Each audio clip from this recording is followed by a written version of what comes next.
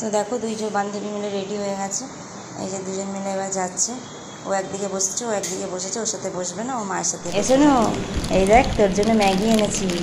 না আমি খাবো, আমি খাই, তোকে পরে দেবো। আচ্ছা আচ্ছা নে, ধর ধর ধর। এসো না, তুই কি করছিস? কি রান্না করছিস? ম্যাগি। ম্যাগি রান্না করছিস? দেখি তো। ও তা তো গ্যাস কোথায়? নিচে রান্না করছিস?